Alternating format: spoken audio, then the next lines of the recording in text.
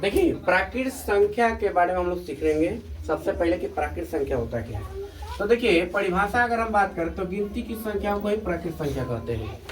गिनती की संख्या क्या होता है, तो 1 2 3 4 5 6 यही ना काउंटिंग की संख्या है जी। तो इसी संख्या को हम लोग प्राकृत संख्या कहते हैं। प्राकृत संख्या का मतलब है 1 2 3 4 5 और ये अपना इन्फिनिटिव तक जा सकती है। यानी आप जितना लिख सकते हैं वो सब कौन सी संख्या होती है, सब प्राकृत संख्या होती है। क्लियर? अब आपसे क्वेश्चन पूछा जाएगा कि बताइए प्राकृत संख्या का योग निकालना हो तो आप किस फॉर्मूला का यूज करेंगे। तो एक छोटा सा फॉर्मूला यूज करना है, n इंटू n प्लस 1 बटा 2। क्या फॉर्मूला है आपका, कौन सा, प्राकृत संख्या का योग निकालना है। प्राकृत संख्या का योग निकालना है, इसको फॉर्मूला है n इंटू n प्लस 1 बटा 2।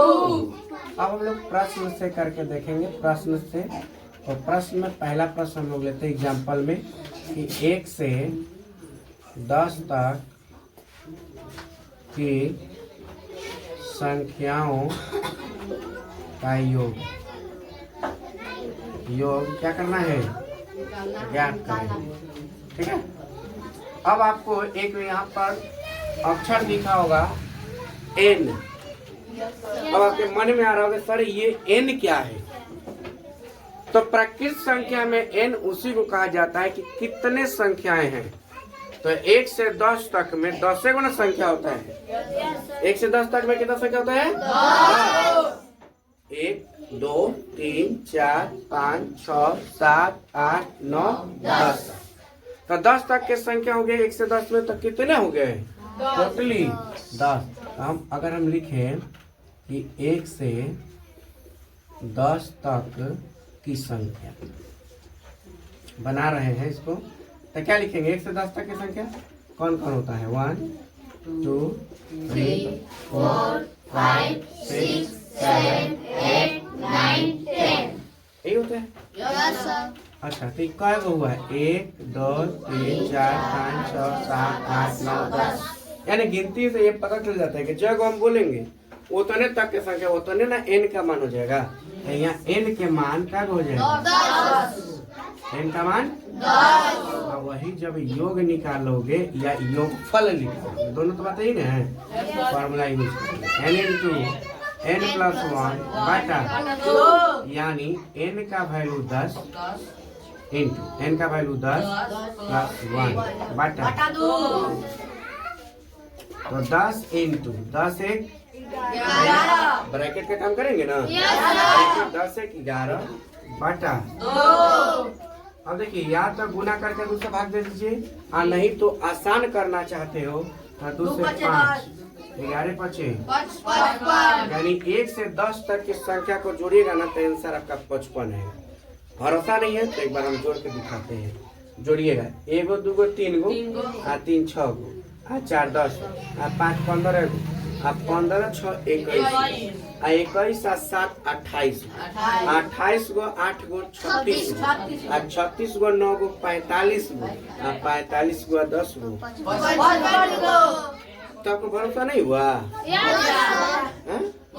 लेकिन आपको लगेगा कि सर जी तो छोटा रलक ऐसे हुआ बना देनी हो नहीं, परिवार का बना कर दिखाई तो आपके मन में आ जाएगा ये सवाल।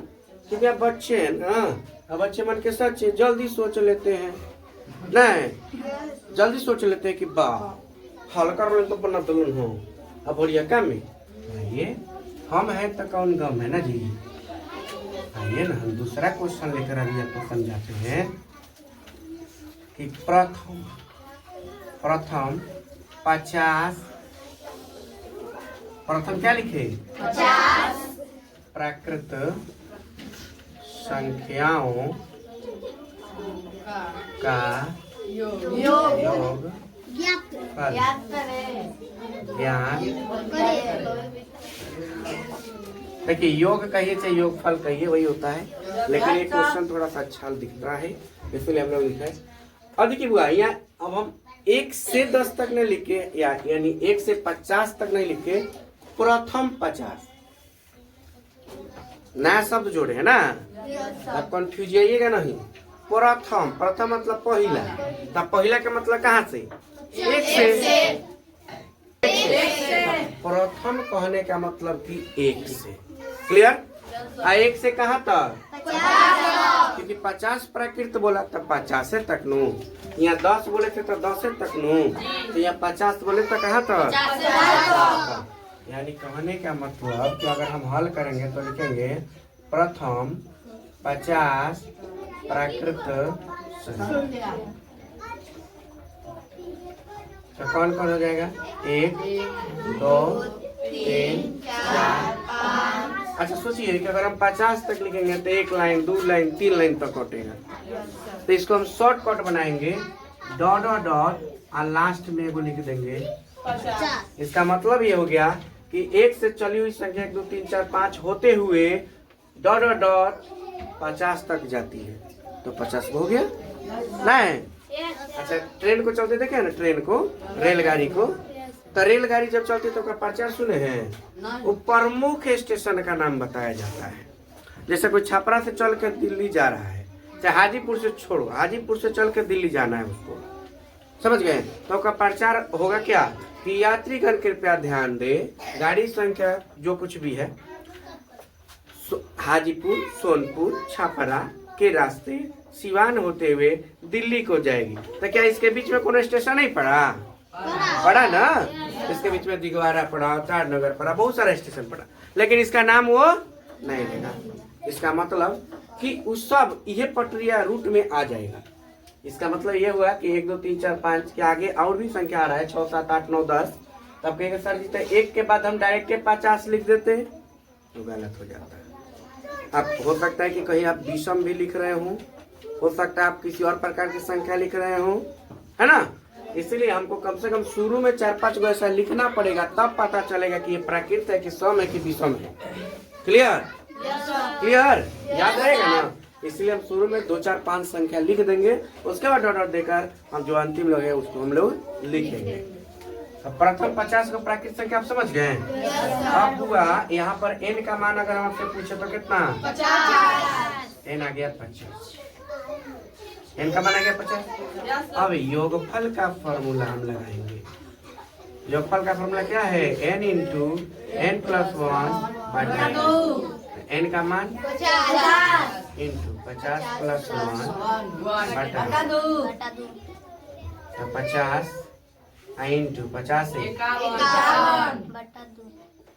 कट जाएगा 25 बार में, तो 25 में 51 से गुना। तो अगर हम गुना करेंगे तो देखिए 25 एकम 25 के 5 हासिल 2, आप 25 5 125 और 2 जोड़ देंगे तो 127, यानी 1275 आपका क्या जाएगा?